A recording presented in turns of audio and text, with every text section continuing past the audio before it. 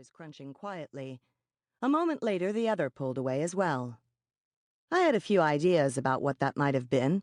It still didn't seem relevant to our problem. "And what does that have to do with Tiamat?" I asked. Not really Tiamat, which was an ancient Babylonian goddess of chaos.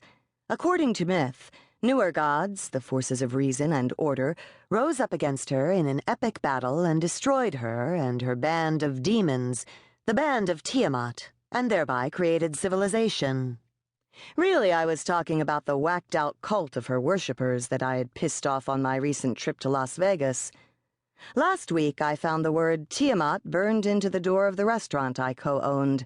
I figured the pack of were-felines and the possibly 4,000-year-old vampire who led them had come to Denver on the warpath.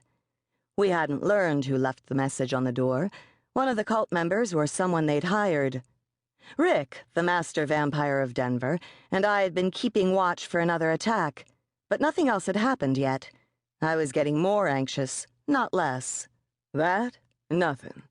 I'm just showing you how much can happen under our noses. You said a vampire leads the cult? If a vampire is planning an attack in my city, I'll see it." That was why Rick had gotten involved at all. The cult may have targeted me out of revenge, but Rick would take any invasion by another vampire, personally. I was happy to have another ally.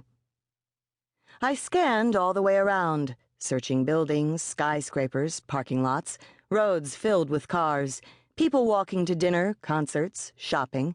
Someone laughed. It sounded like distant birdsong. Maybe Rick really could sense the movements of another vampire from up here, but I wasn't having any luck.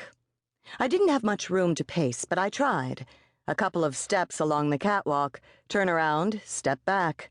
I couldn't stand the waiting. The modern band of Tiamat was trying to kill me with anxiety. You know what the problem with this is? Wolves hunt by moving. I want to be out there looking for them, tracking them down. "And vampires are like spiders," Rick said. "We draw our quarry in and trap it. I like the image."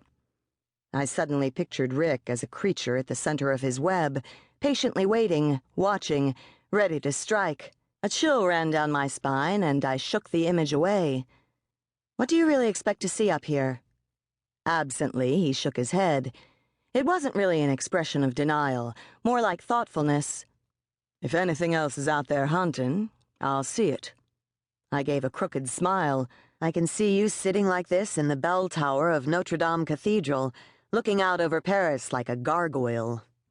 He gave me a sidelong glance, then turned his gaze back to the city. "I've never been to Paris," which was an astonishing thing to hear from a 500-year-old vampire. I sat next to him. "Really? No family trips when you were a kid? Didn't do the backpacking around Europe thing? Did people even do that in the 16th century? "Maybe not with backpacks, but New Spain sounded so much more interesting to a 17-year-old third son of very minor nobility with no prospects in 1539 Madrid." This was more detail about his past than he'd ever mentioned before. I didn't say anything, hoping that he'd elaborate. He didn't. "Are you ever going to tell me the whole story?" "It's more fun watching your expression when I give it to you in bits and pieces." "I can see it now. It's going to be the end of the world. Everyone will be dead. All that'll be left are vampires, and you won't have anything to say to each other because you can't stop being mysterious and secretive." He smiled like he thought this was funny. I looked at my watch. "Not that this hasn't been fun, but I have to get going. I have the show to do." I headed back toward the roof's access door. "I'll find my way out. You keep looking?" "Break a leg," he said. Don't say that when I'm standing on the roof of a very tall building. Werewolves healed supernaturally quickly from horrible injuries, but I didn't want to test if that included the injuries sustained from falling that far. "Let me know if you find anything?" "Of course." I left him on the roof, scanning across the night, perched like Denver's very own gargoyle. For the next few hours, I had the show to worry about, and all other anxieties stayed outside the studio door. At this hour, we had the station to ourselves. Except for a security guy and the graveyard shift DJ, it was just me and Matt, my engineer, tucked away to rule the night.